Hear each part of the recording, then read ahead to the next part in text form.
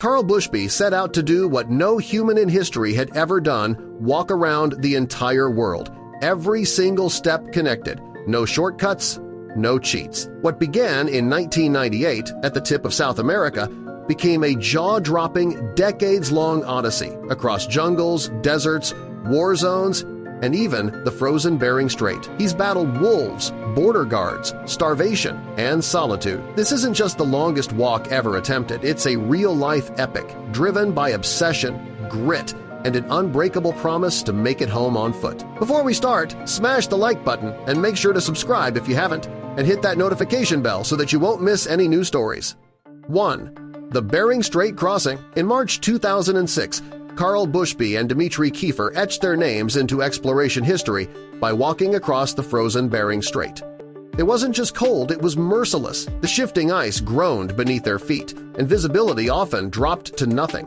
With polar bears roaming nearby and no certainty of direction, every step was a gamble. The sea ice drifted like slow tectonic plates, carrying them miles off course as they fought wind, snow, and creeping frostbite.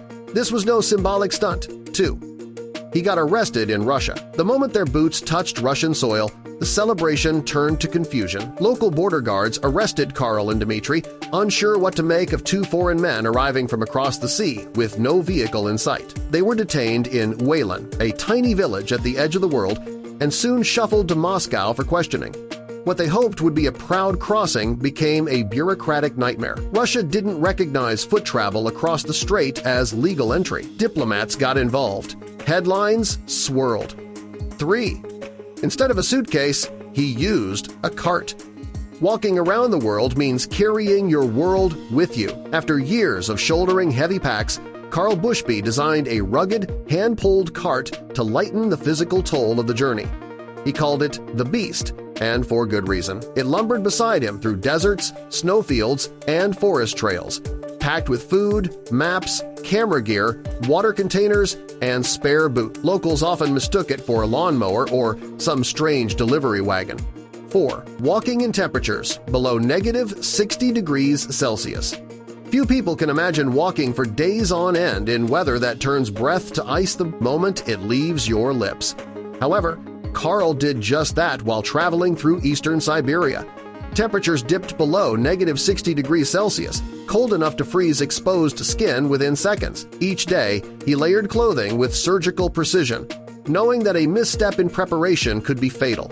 The snow muffled every sound except his own breath. Sometimes he didn't see another human for weeks. 5. He got altitude sickness in Bolivia. In the high plains of Bolivia, Karl Bushby faced a unique challenge.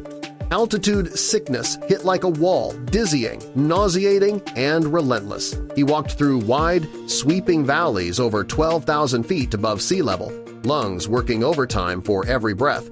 Headaches pulsed behind his eyes, and food became harder to hold down, but he didn't turn back. Locals gave him cocoa leaves to chew, and he learned to slow his pace, allowing his body to adapt to the thinner air. The Andes weren't brutal in the same way as ice or deserts, but they demanded quiet endurance. 6. Navigating rebel zones in Colombia. Colombia's lush hills and thick jungles weren't just beautiful, they were dangerous. As Karl ventured north, he entered regions shadowed by drug cartels, armed militias, and corrupt police who eyed him with suspicion.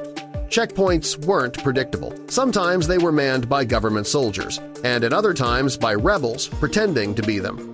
Karl relied on instinct, luck, and a borrowed smile to get through. Once, he talked his way past a checkpoint using only gestures and a calm demeanor. There was no backup, no escape plan. Every interaction could turn. 7. Lost on drifting ice slabs. On the Bering Strait, the ground beneath Karl's boots wasn't solid earth, it was ice floating atop a restless sea. Storms pushed entire ice plates apart, creating open leads of frigid water. At times, he lost sight of land altogether, adrift on white nothingness. With no GPS or helicopter waiting in the wings, Karl and Dmitri navigated by instinct, using compass bearings and sheer will. At night, they huddled in tents pitched on shifting slabs, listening to groans from deep below. The strait wasn't just cold, it was alive, unpredictable, and entirely unsympathetic. 8. Waiting for supplies in remote Russia. In Siberia's endless white, there are no convenience stores, no passing vehicles, and no neighbors to borrow from. When Karl ran out of supplies, he depended on rare airdrops or sled deliveries, each one coordinated weeks in advance. If a drop missed its mark or was delayed, he risked going hungry or frostbitten. One winter, a sled caravan arrived just hours before a blizzard trapped him for days. Rationing became a skill. He measured out rice and matches as if they were gold. These weren't dramatic rescue stories. Number 9. Launching the expedition from Punta Arenas. On the 1st of November 1998, Karl Bushby left the southern tip of South America with a pack on his back, boots on his feet, and a plan that seemed too big for reality. Punta Arenas marked the beginning of something monumental, a mission to walk around the world. There was no film crew, no parade, just a determined man taking his first step on a 36,000-mile arc toward home. The wind screamed in from the south, chilling his resolve but not breaking it. With each mile, the world unfolded, untamed and indifferent. 10. The meaning behind Goliath Expedition. When Karl named his mission the Goliath Expedition, it wasn't just about scale, it was about odds. Like David facing an impossible opponent, he saw the journey as a battle against fear and limits. No shortcuts, no safety nets, just one man walking across continents. The name stuck. Strangers leaned in, and sponsors, when they came, understood. Karl wasn't chasing fame, he was testing the edges of endurance. Goliath wasn't the enemy. It was the task. 11. Knocked sideways by Patagonian wind. Patagonia didn't welcome Karl gently. As he marched north from Punta Arenas, fierce winds slammed into him like invisible tackles, forcing him off the road and filling his eyes with dust. Progress slowed to a crawl. Yet, amid the struggle, the vast landscape, distant peaks, roaming guanacos reminded him why he'd come. 12. South America by foot and Spanish phrasebook. Karl's early route wound through Argentina, Bolivia, Peru, and Ecuador, places where English was rare and curiosity was high. With only a worn phrasebook and patience, he learned to ask for food, water, and directions. He shared photos to bridge language gaps, earning kindness and hand-drawn maps from strangers who fed and sheltered him. 13. Avoiding the deadly Darien Gap. As he neared Panama, Karl faced the notorious Darien Gap, a lawless jungle of traffickers, kidnappers, and lethal terrain. Crossing it would have been suicide. After long deliberation, he took a small, legal boat around it, documenting every moment for transparency. It was his only exception, a choice for survival over pride. The rest would remain unbroken, step by step. 14. Marathon days through Mexico. In Mexico, Karl found his rhythm. Some days stretched past 30 miles through blistering heat and pouring rain. His creaking cart drew curious glances and police warnings. Nights were spent in culverts, abandoned buildings, or under tarps by the roadside.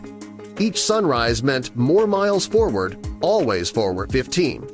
Finding solace in the American Southwest. Crossing into the U.S. felt like surfacing for air. After years of hardship, the open roads of Texas and Arizona offered rare calm. He passed diners and motels that looked like movie sets from his childhood. Locals offered water or a smile. The desert gave him rest and quiet before Alaska's wild challenge ahead. 16. Arriving in Alaska's wild silence. By 2003, Karl had already walked thousands of miles. But Alaska was different, colder, emptier, more demanding. Villages were days apart, the silence complete. He wore snowshoes, crossed frozen rivers, and faced blizzards that erased the horizon. The real test was no longer distance, it was isolation. 17. Meeting Dmitri Kiefer. In Nome, Alaska, Karl met Dmitri Kiefer, a French-American adventurer with the same hunger for the extreme. Their paths aligned perfectly. They trained together for the Bering Strait crossing, forming a partnership built on trust and shared risk, two men against the frozen world. 18. Sleeping in the open, listening for danger. Hotels weren't part of the expedition. Karl slept wherever night found him under bridges, beside rivers, or on bare ground beneath the stars. In dangerous regions, he listened for footsteps, engines, or animals. Fear became instinct, and instinct became survival. 19. Earning trust with hard work. When money ran low, Karl took any job he could find, cleaning gutters, stacking hay, digging posts, carrying cement in rural towns, he earned respect not with tales but through labor. Locals shared food or spare boots, moved by his humility.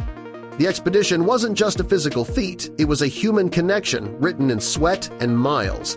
20 escort through military zones. In eastern Russia, travel required escorts and permits. Soldiers followed him through restricted areas, some friendly, others suspicious. He kept his head down and answered carefully. One wrong word could end everything. Still, he focused on his line across the globe, village by village. 21. A first in human history. When Karl finally reaches Hull on foot, whether next year or in several more, he will become the first person known to have walked an unbroken path around the world. Not figuratively, not metaphorically, literally. The feat isn't just one of physical stamina. It's a masterclass in persistence, creativity, resilience, and character. He's outlasted climates, red tape, self-doubt, and decades of change. The journey redefined what it means to finish something, and though the final steps may not come with parades or front-page headlines, they'll matter in a deeper way. He'll have walked home, and no one else on Earth can say that.